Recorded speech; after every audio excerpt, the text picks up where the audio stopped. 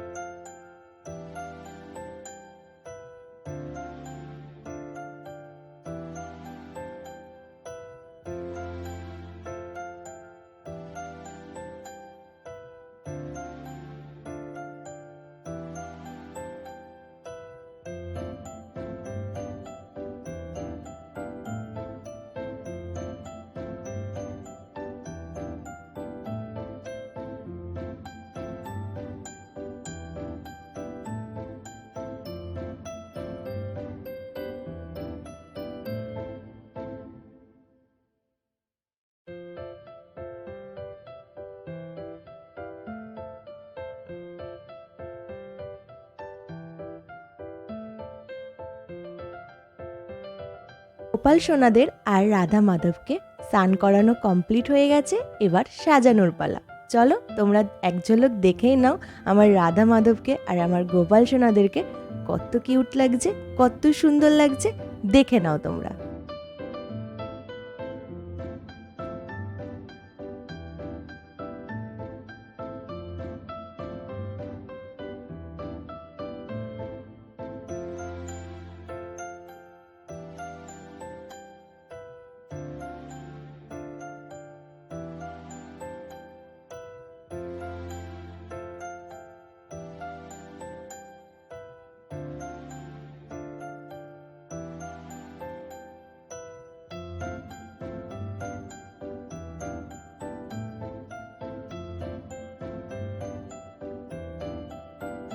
ঠাকুরকে স্নান করানো কমপ্লিট হয়ে গেছে, এবার চলো ভোগ রান্না করতে হবে। যে ভোগের জন্য অনেক কিছু রান্না করেছি, চলো এক এক করে দেখাচ্ছি।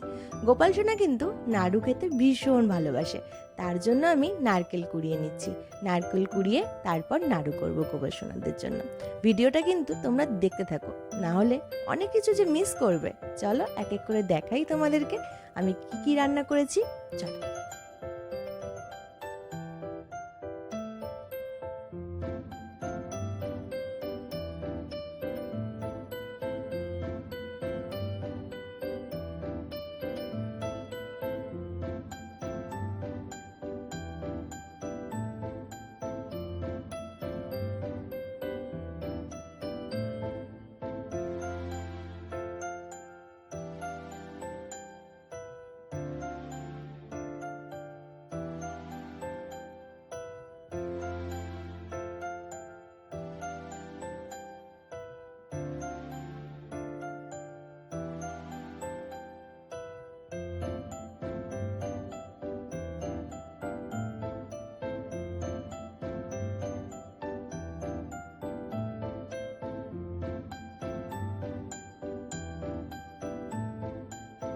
এদিকে আমার গোপাল সোনার জন্য নাড়ু করা হয়ে গেছে, এবার আমি করব তালের বড়া। চলো তালের বড়াটা করার আগে তোমাদের সাথে একটা গল্প শেয়ার করি, আমার ছোট্টবেলাকার গল্প।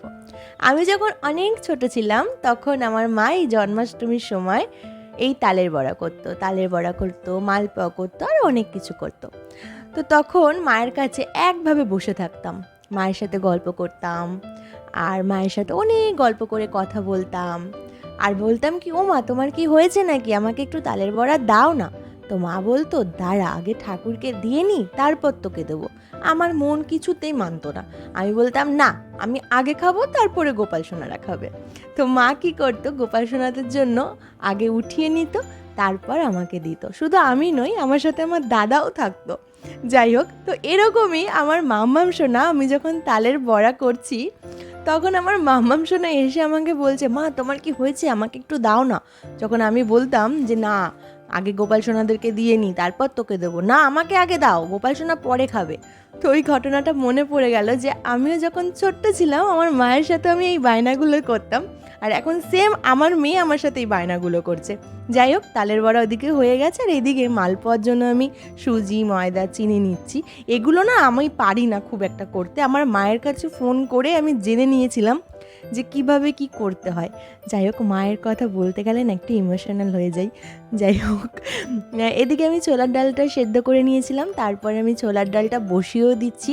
ছোলার ডালের জন্য একটু আলু ভেজে নিয়েছিলাম, আমার ছোলার ডালে না আলু দিতে খুব ভালোবাসি আমি। তো যাই হোক, ছোলার ডালটা করছি, এরপরে আমি লুচি করব, তারপর ঠাকুর ঘরে যাব।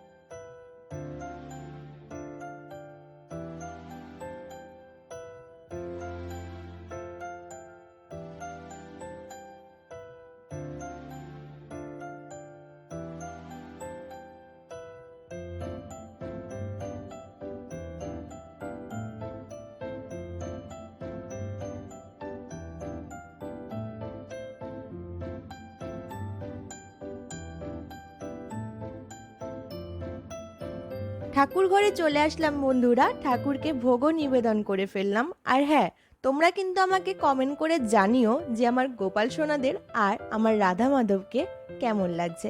তোমরা যদি আমাকে না জানাও তাহলে আমি বুঝবো কি করে তোমাদের ভালো লাগলো কি না। যাই হোক, তোমরা কিন্তু অবশ্যই আমাকে জানিও, ভুলো না কিন্তু। চলো ভিডিওটা দেখতে থাকো।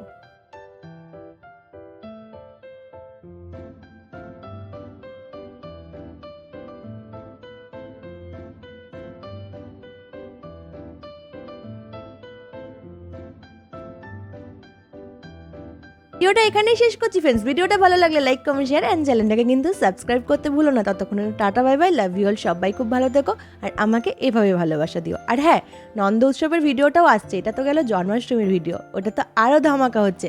চলো বাই বাই, সবাই খুব ভালো থেকো, take care, love you all.